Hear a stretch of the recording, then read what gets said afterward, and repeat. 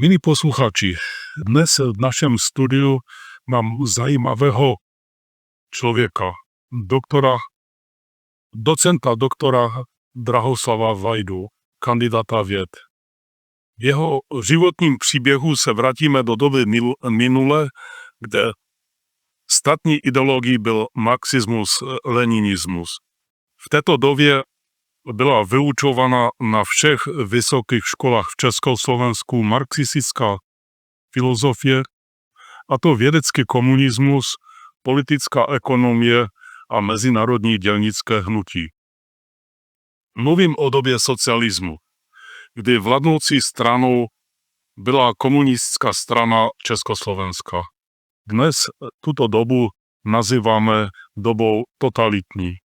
My dříve narození jsme v té době se narodili a značnou část našeho života jsme v ní žili. Češi i Slováci žili společně v jednom státě, a to dnes jsme blízcí. Slováci rozumí česky, Češi rozumí slovensky. Docent Drahoslav Vajda, kandidát věd. Pozdravujem tě, Drahoslave. S Drahoslavem jsme se setkali v roce 2009 v Žilině, kde jsem se mohl s mojí dcerou zúčastnit zajímavé konference pro studenty Stvorenie a súčasná veda, organizované Drahoslavem Vajdou. Drahoslave, prosím tě, řekni našim divákům pár slov o sobě, ať víme, kdo jsi, kde jsi pracoval a jak si poznal Pána Ježiša Krista. Ďakujem za pozvanie. Je mi potešením, že môžem sa pozdieľať s divákmi o mojej ceste k Bohu, ako som prišiel od toho ateistického, neveriaceho svetonázoru k viere živého Boha, k Pána Ježiša Krista. A začal by som tak vlastne od počiatku mojej existencie. Narodil som sa v dobe, keď už prebiehala druhá svetová vojna. Mojím rodiskom sú Veľké Teriakovce, to je obec v blízkosti Rimavskej Soboty na juhu Slovenska. A tam som prežil detstvo, aj potom aj mladosť. V tej dobe na Slovensku bola pomerne pokojná situácia až na to obdobie, keď prechádzal cez našu lokalitu front. Tedy to boli krušné chvíle, ale netrvali príliš dlho. Takže dá sa povedať, že moje detstvo a potom aj čas počas návštevy základnej školy boli pokojné a šťastné, dá sa tak povedať. Potom to bolo aj počas stredoškolského štúdia. Žil som v rodine, ktorá bola kresťanská, teda narodil som sa do kresťanskej rodiny, prakticky asi tak, ako v tej dobe všetci ľudia na Slovensku. O ateizme nebolo prakticky nič počuť. Všetci sme chodili do kostolov, moji rodičia navštevovali kostol a samozrejme ja s nimi. Chodili sme do evanjelickej cirkvi habsburského vyznania. A keď si tak spomínam na tú dobu, vybavuje sa mi v mysli, že v tej dobe kostol bol úplne plný, nebolo prakticky miesta na sedenie, ale to boli tie doby, ktoré ešte boli pred zmenou nášho štátneho zriadenia. Moja rodina teda bola kresťansky zameraná a hlavne moja mama, ktorá bola zbožnou ženou, a ako som sa neskôr dozvedel, respektíve pochopil, keď ja som už uveril, ona bola znovuzrodenou a tak sa starala aj moju náboženskú výchovu. Viedla ma k Bohu, viedla ma k modlitbám, starala sa teda o môj náboženský život. Prišli ale roky, 1948, kde došlo k zmene štátneho zriadenia a tým došlo aj k zmene k svetonázorovému pohľadu aj na náboženstvo a celú spoločnosť.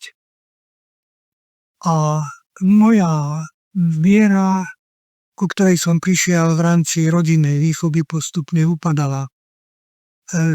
Ja ako pionier už som bol príslušník mládeži Novej, mládeži Gottwaldovej a to sa nezhodovalo už s tou mojou výchovou náboženskou.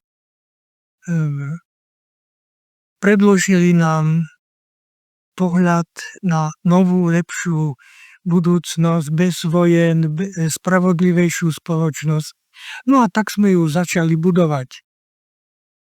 Ako mládežníci sme boli nadšení, s veľkým zápalom sme začali budovať tú novú spoločnosť.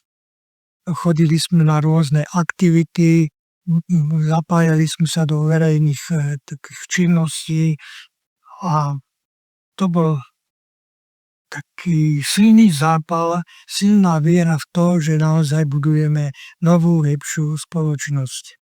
Tieto nové myšlienky sa teda odrazili aj v mojom živote a ja som pod tlakom všetkých týchto okolností dospel do takého štádia, že som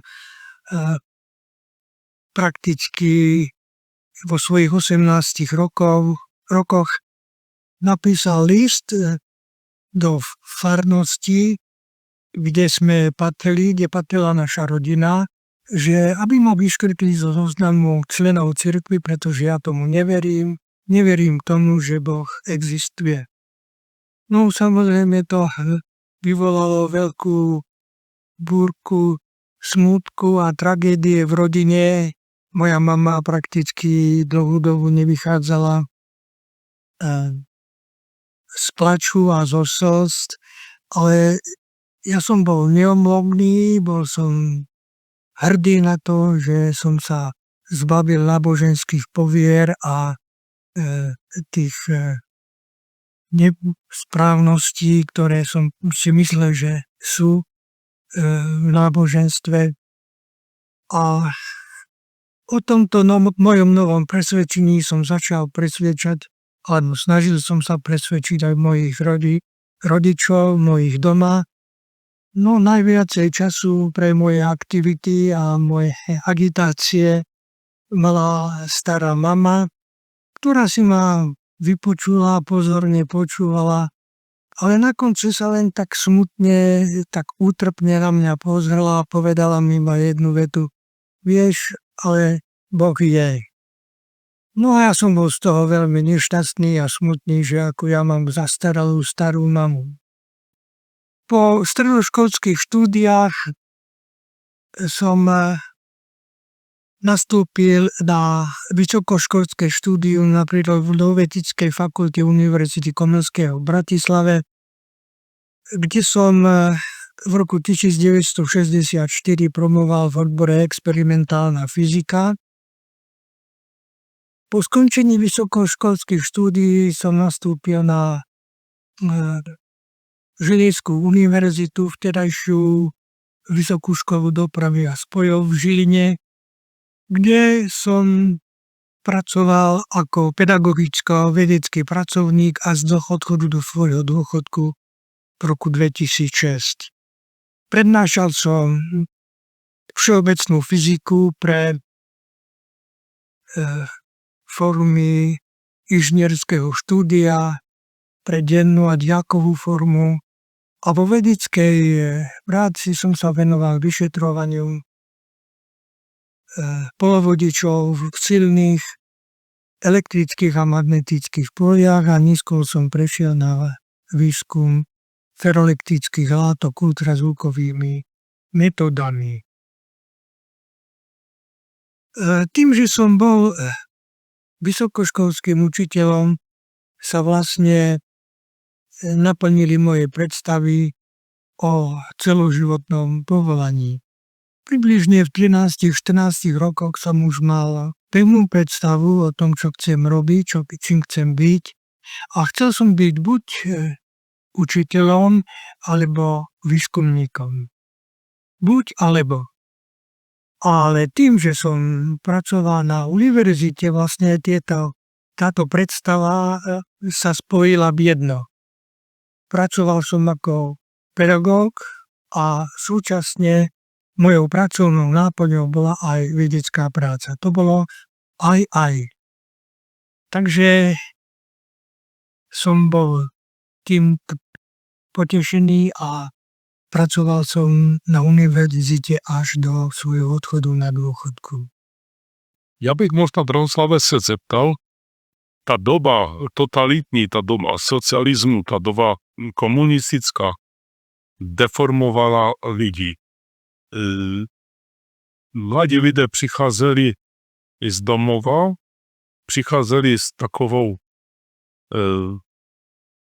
rodičovskou vírou, ale byli zdeformováni potom ateistickou marxistickou filozofií.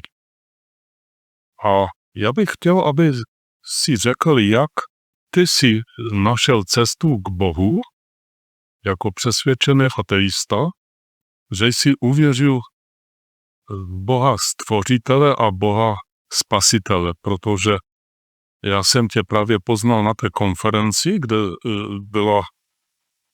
byla velice dobrá konference, velice přesná v tom pojetí stvoření, biblického stvoření. No a takže mohl bys nám říct něco o tom, jak jsi uvěřil, jak jsi se zvrátil zpátky k Bohu?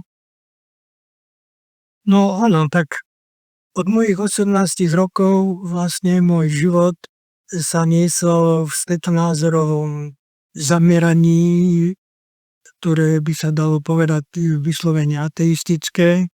Ja som odmietol vieru v Boha a som bol presvedčený, že je to tak, ako nás učili v tom marxisticko-leninskom svetonázore, ako nás učili o evolúcii, že všetko vzniklo samé od seba a nie žiadnych iných nadprirodzených síl, ktoré by to mohli zasahovať. Môj svetonázor bol teda veľmi vyhranený a bol som taký rigorózny v tom, že existuje iba to, čo vidíme, čo je materiálne. Dalo by sa povedať, že z filozofického hľadiska to bol tzv. Metodologický naturalizmus, podľa ktorého povedané jednoducho existuje iba to, čo môžeme dokázať prírodovedeckými zákonmi a konkrétne samozrejme zákonmi fyziky. To, čo sa nedá dokázať zákonmi fyziky, to neexistuje. To bol ten pohľad metodologického naturalizmu, že len to, čo môžeme dokázať vedou, existuje. Čo nemôžeme, to neexistuje. No a tak som samozrejme pôsobil aj vo svojom okolí, to sa prejavovalo v mojich prednáškach. Prednášal som evolúciu, učil som o svetonázore tej doby a tak plynul môj čas, môj život, ale prišla doba, keď sa to zmenilo. Prišla doba zmeny. V Žiline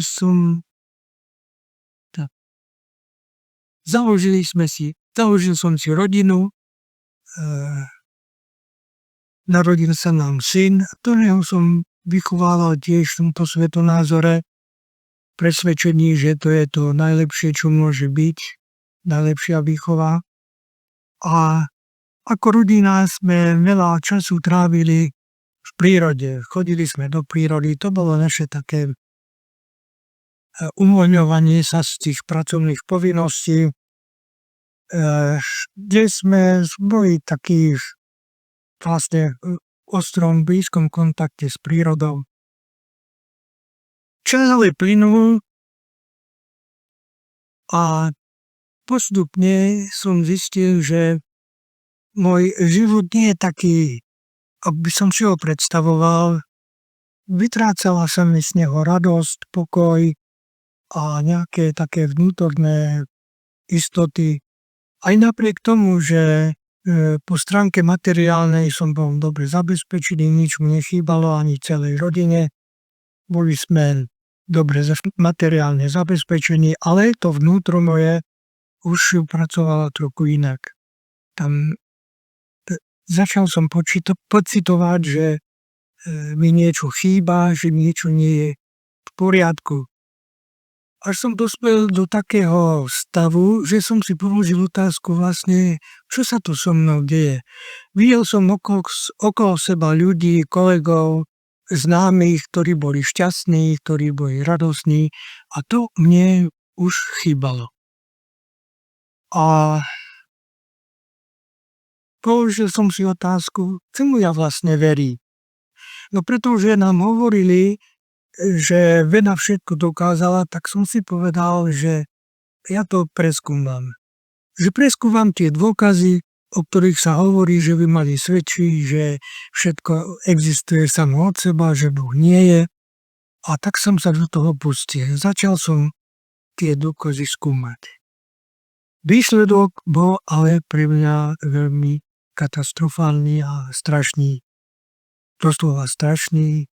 Zrozil som sa, pretože som neobjavil ani jeden jediný dôkaz, ktorý by svedčil o tom, že všetko okolo nás, celý vesmír, aj my sami sme vznikli samovolným vývojom. Bolo to niečo, prečím som sa musel zastaviť a kapitulovať. A položil som si otázku, tak vlastne ako to je. Keď nie je dôkazov preto, že by tento svet vznikol sám od seba, tak mi vychádzalo z toho všetkého, že už je len jedna možnosť, jedna alternatíva, to, že Boh je. No a vtedy som si spomenul na tú moju starú mamu a povedal som si, no tak pravdu mala stará mama a nie ja. A teraz ale nastal pre mňa ďalší problém. Boh je a ja som od neho veľmi ďaleko. Prirovnával som to doslova k tomu, že ja som od Boha tak ďaleko, ako je mínus nekonečno, ďaleko od plus nekonečno. To je také matematické vyjadrenie, ale veľmi dobre vyštihovalo tú moju situáciu. Bol som v strachu, že ak by som teraz zomrel, tak pôjdem niekde do zatratenia, alebo ako sa hovorí, do pekla. Lebo bez Boha nikde inde nemôžem ísť. A začal som hľadať cestu k Bohu. Vlastne to nebolo ani také hľadanie, ale to bolo skôr tápanie, lebo som siahal po všetkom možnom, čo sa mi zdalo, že by to mohlo byť ono, že by to mohlo byť riešením pre moju situáciu. Tak zabrdol som do jogy, do psychotroniky a rôznych tých náboženských vecí, ktorým sa hovorí výkonné náboženstva, ale v ničom som nenachádzal riešenie, v ničom som nenachádzal pokoj ani uspokojenie. Boli to veľmi krušné chvíle, ja som bol veľmi nešťastný z toho, že viem, že nemal som dobrú vieru, že som nežil dobrý život a teraz Boh je a ja k nemu neviem nájsť cestu. No ale môžem tak povedať, že Boh sa postaral sám o to, aby som našiel cestu k nemu. Na začiatku roku 1992 prišiel na naše pracovisko na katedru fyziky nový kolega, o ktorom sa vopred hovorilo, že je vynikajúci jogín, že je výborný psychotronik a takéto informácie ho predchádzali. A ja som sa potešil, no tak dobre, tak on mi poradí, že ako na to mám ísť a on mi to vysvetlí, že čo je to dobré. Tak sa aj stalo. Ja som sa s ním tak zblížil a keď som už bol tak blízko, tie vzťahy boli vyformované, tak som sa odvážil, že som mu položil otázku, aby mi vysvetlil, aby mi povedal, teda čo to on je, čo je tá psychotronika, čo to znamená, ako to robí a yoga a podobné záležitosti. On ma pozorne vypočul a keď som skončil, tak mi povedal, ja s tým nechcem mať nič spoločného. No a to ma veľmi prekvapilo a hovorím, a prečo? No ja som to všetko zničil, všetky tie poznámky, tie pomôcky, ktoré som mal, som zničil, spálil a ja už s tým nechcem mať nič spoločné. Ja sa ho pýtam, a teda čo si, kto si teraz? Keď si nechal také, podľa mňa to boli také dobré veci a on to opustil, vyhodil, takým si. A mi hovorí, ja som kresťan. To ma veľmi prekvapilo a pýtam sa, a prečo práve kresťan? A on mi povie na to, že ja som si preskúmal a dospel som k záveru, že môj život je krátky na to, aby som preskúmal všetky tie náboženstvá a zistil, že ktoré je správne. Tak som to robil tak, že som si povedal, no taký Boh je, tak nech mi on ukáže cestu, ktorú mám ísť. A tak som sa stal kresťanom. Uveril som. A vtedy to v mojej mysli zasvietilo také svetielko. To je ono. Keď Boh je, ukáže mi aj mne moju cestu, alebo nech mi ukáže. Hneď, ako sme skončili rozhovor, som išiel do svojej pracovne a tam hneď som sa začal prihovárať Bohu slovami: Otče, aj mne ukáž moju cestu, ako si ukázal tomu môjmu kolegovi. No a takto som sa modlil, alebo presnejšie z môjho pohľadu ja som sa rozprával, alebo prihováral som sa k Bohu. A čo ma tak neskôr tak trošku zastavilo, som si uvedomil, že ja som sa k Bohu prihováral ako otcovi hneď. Otče nebeský. A tak som si uvedomil, že to je vlastne dôsledok tej mojej rodinnej výchovy a náboženskej výchovy z detstva, že zostalo niečo vo mne. Ale tak skutočne som sa prihováral k Bohu ako nebeskému Otcovi.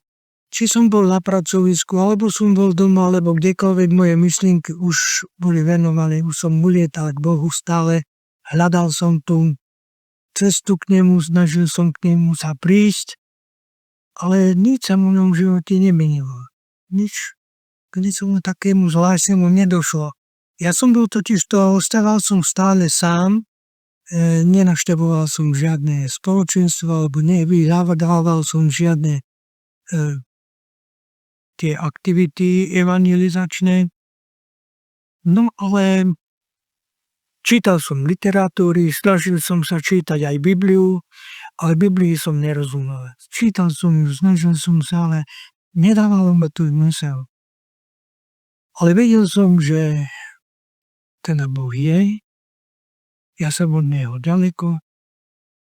Vedel som, že Ježiš Kristus tu bol, zomrel na kríži za naše hriechy. No a takto som bol nejaké dlhšie obdobie, až prišiel koniec januára 1992. To bolo asi 2-3 dní, boli školské prázdniny, moja manželka odišla k rodičom, tam ju na niečo potrebovali, tak odišla k rodičom a ja som sa rozhodol, že pôjdem na chatu, ktorú sme si medzičasom postavili v pohorí Veľkej Fatry a že tam strávim víkend. Tak aj bolo, ja som tam odišiel, stále som rozmýšľal o Bohu, ako k nemu prísť. A večer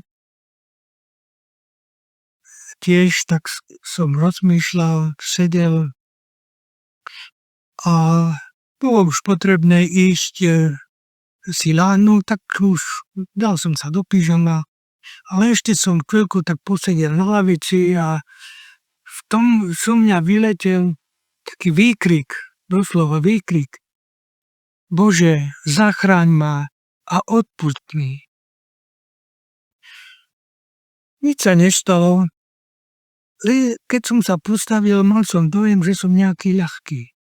Cítil som sa, ako keby so mňa zobrali veľmi ťažký batoh, ale nejak som tomu nevenoval pozornosť. Čo sa so mnou udialo, som pochopil až na druhý deň ráno, keď som sa zobudil. Keď som ráno vstal, tak odrazu som si uvedomil, že som sa veľmi dobre vyspal, čo som nepoznal už dlhú dobu, lebo v poslednej dobe bolo so mnou tak, že keď som sa ráno zobudil, tak som bol viacej unavený, ako keď som si večer dýhal. Mal som ťažké sny, nespavosť, depresie a to odrazu je všetko preč. Ja som sa nádherne vyspal, rozmýšľam, čo sa tu stalo. A vtedy som si uvedomil, veď ja som sa včera vlastne modlil večer.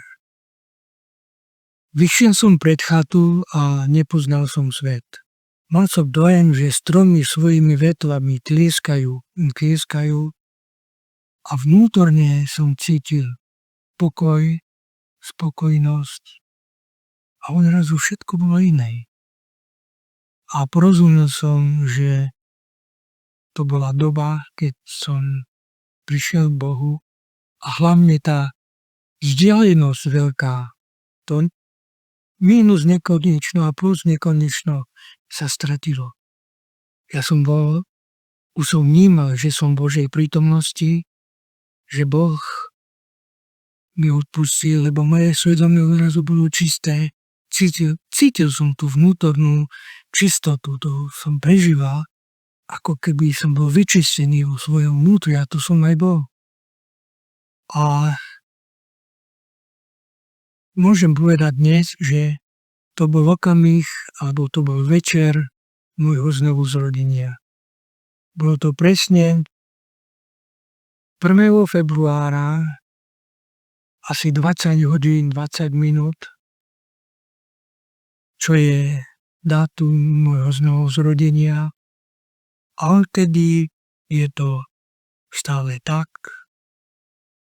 Takže Pán Boh sa ti dal poznať. To je práve to zajímavé, protože my sme žili v té době komunistické. To byla ateistická doba. Pana Boha není. To, co vzniklo velkým třeskem. Jak si řekl, to, co nejde poznat vědou, to neexistuje. No a ty si hledal Boha a on se ti dal poznat. Áno. Takže důležité je hledat Boha. Přesvědčený ateista, to v tom čase, jak jsme žili v té komunistické době,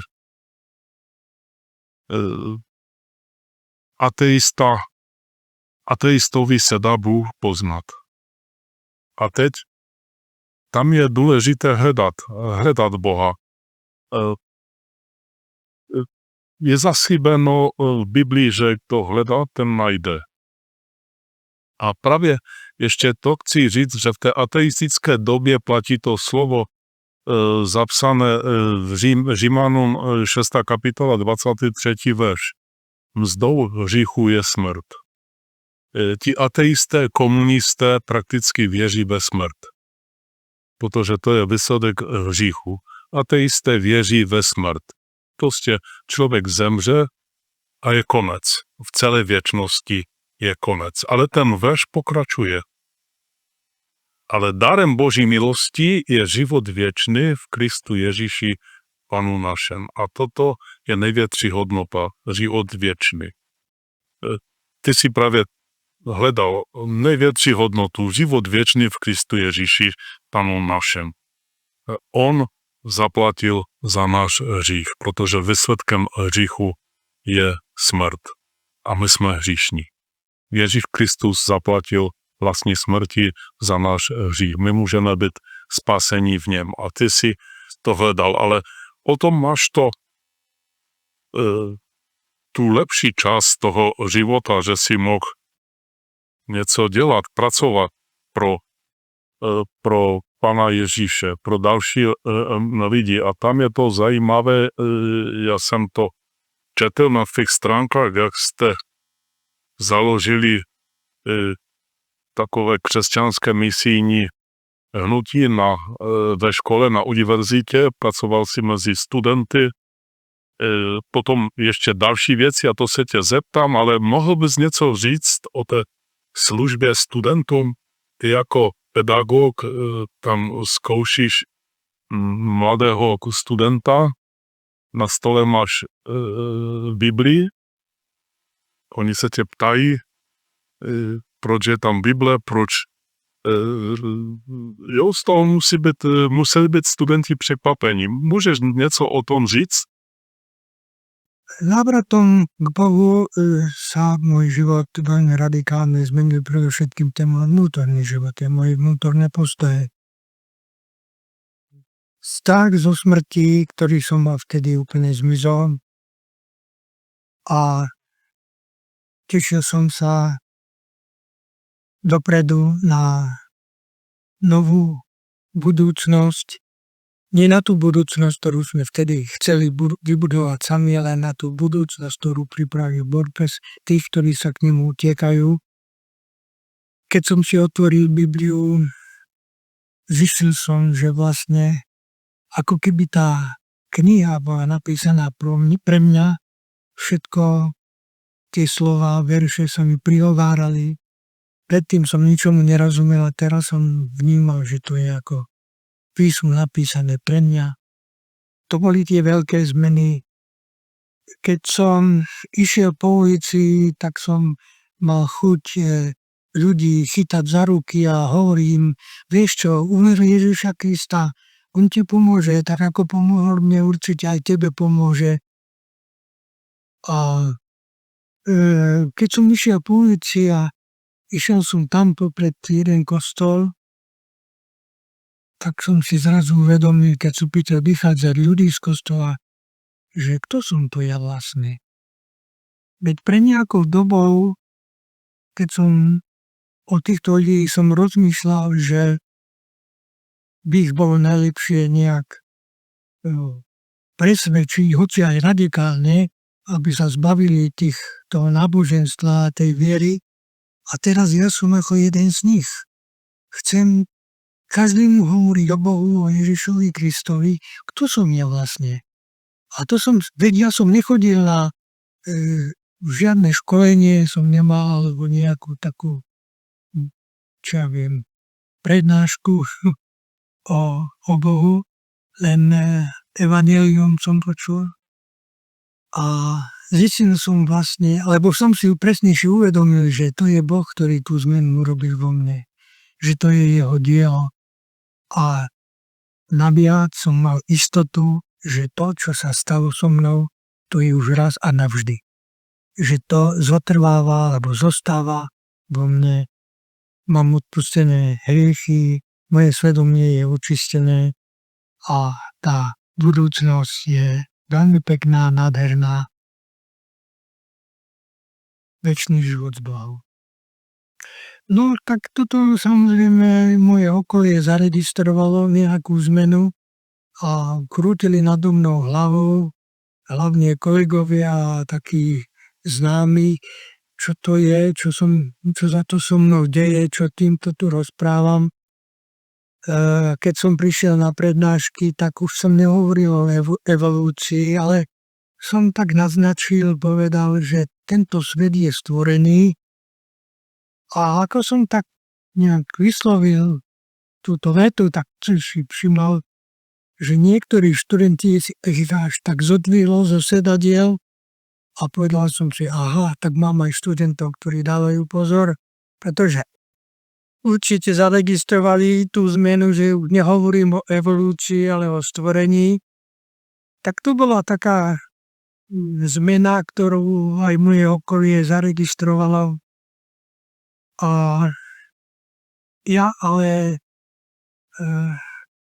som si uvedomil, že potrebujem byť s niekým, s ľuďmi, ktorí sú rovnakého zmýšľania, pretože ja som stále ešte zotrvával tak sám doma o seba a čítal som si Bibliu.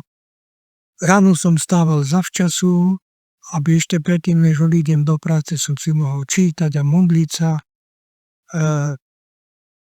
Veľmi som túžil hovoriť o Bohu a tak som sa skontaktoval so známymi zo stredných škôl. Zobral som videomagnetofón a išiel som na strednej školy a tam som mal niekoľko besied so študentami, premietal som im videofilmy a rozprávali sme sa o Bohu.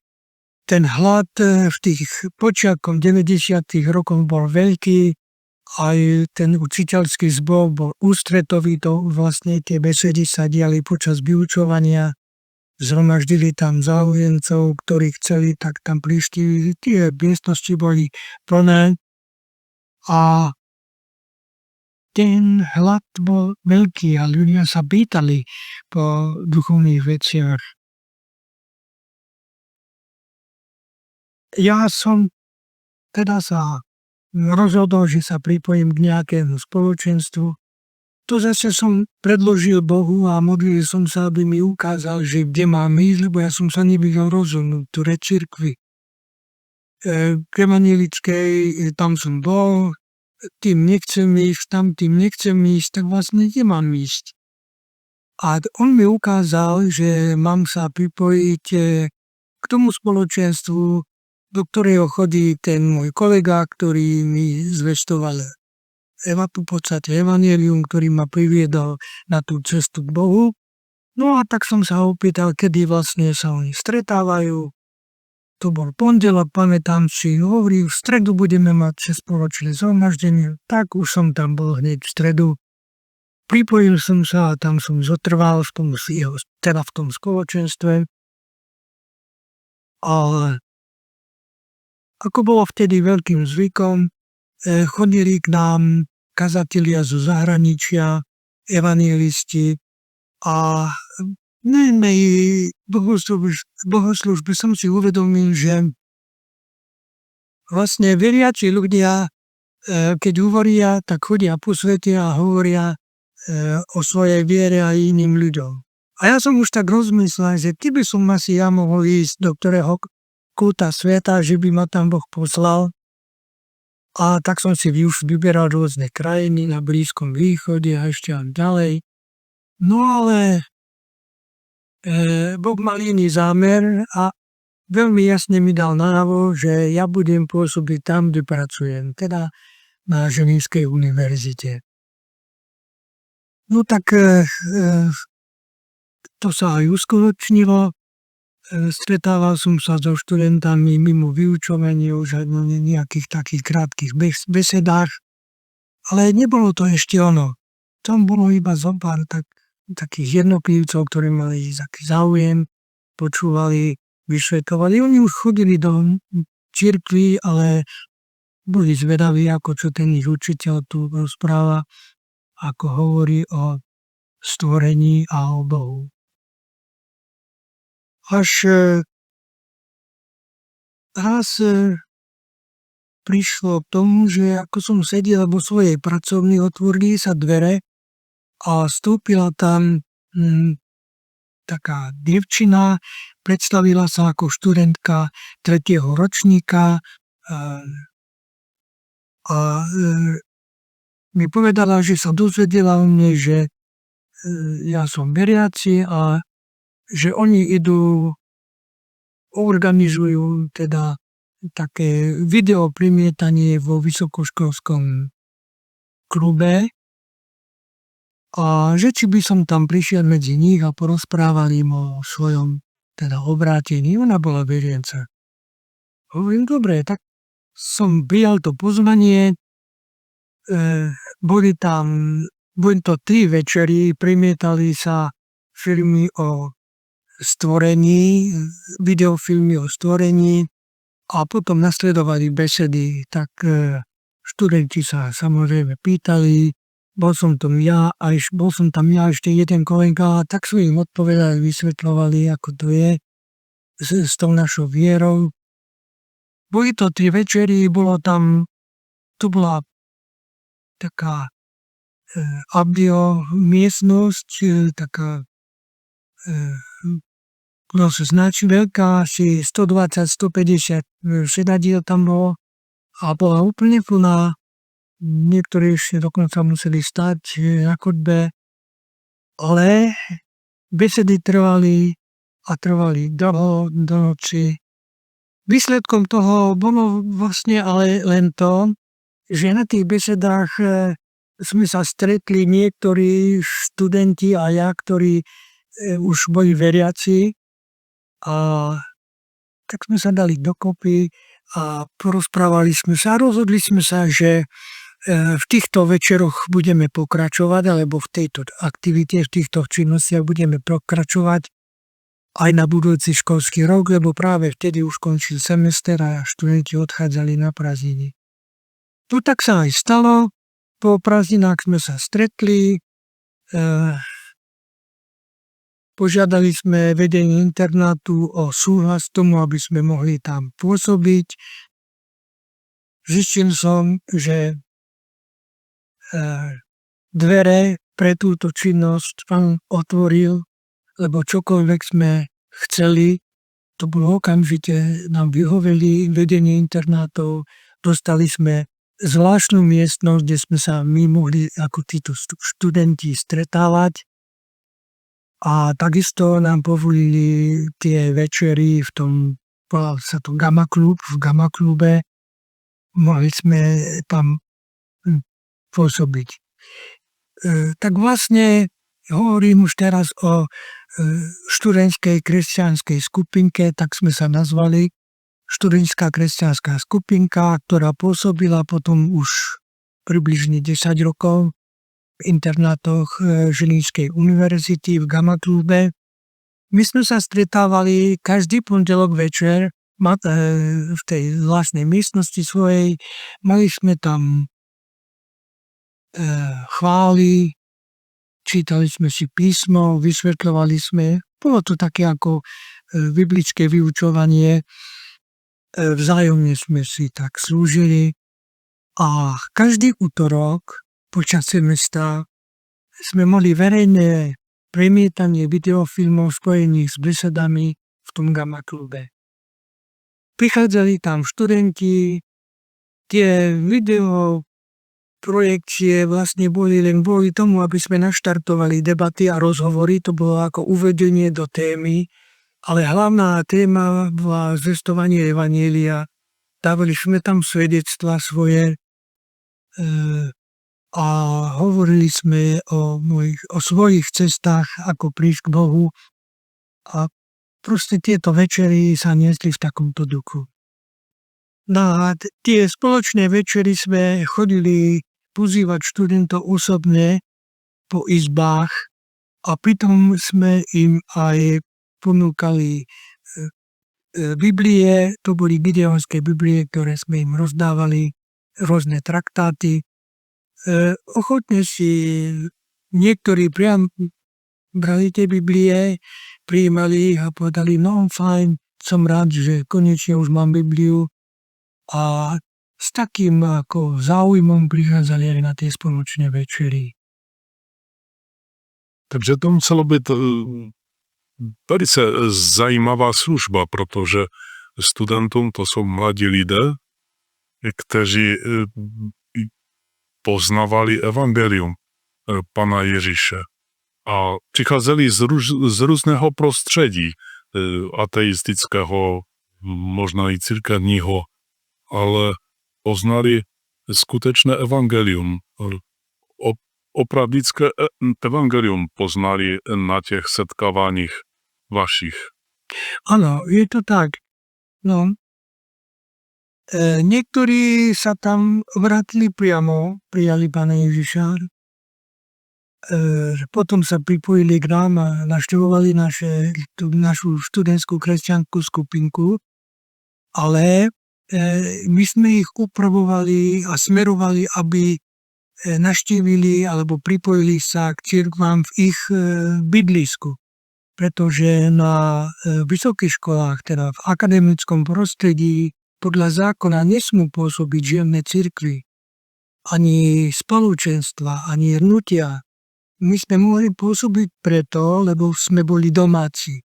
Len domáci tam mohli pôsobiť. Zvonku nesmel nikto pristupovať, ale tak sme slúžili takýmto spôsobom a sme ich usmerňovali k tomu, aby išli do svojich bydliskách, do cirkví, ktoré tam sú jednoducho. Niektorí teda už uverili priamo tam a o niektorých sme sa dozvedeli až po rokoch, že tie večery v Gamma klube zanechali v nich stopu, ktorá potom viedla ich ďalšiemu vráteniu. Čiže to semeno Evanjelia Božieho slova tam bolo zasievané a prinieslo svoje ovocie u niektorých priamo hneď, u niektorých až s odstupom času. Áno, to je možná výzva i pro súčasné studenty a pracovníky mezi mladými lidmi, aby něco takového například zorganizovali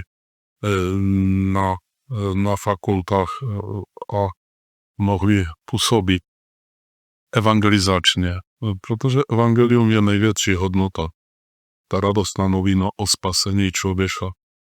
Já pro tuto část našeho rozhovoru děkuji milému hostu, docentu doktorovi Drahoslavovi Bajdovi, kandidátu věd. Těším se na další setkání s ním.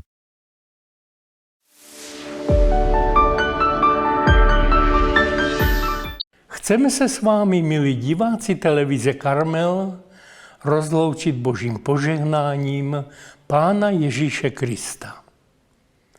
Ať on vás ochraňuje, požehnává a chrání po všechny dny vašeho života. My se opět budeme těšit s vámi u nového programu každý čtvrtek od 18. hodiny. Pán vám žehnej.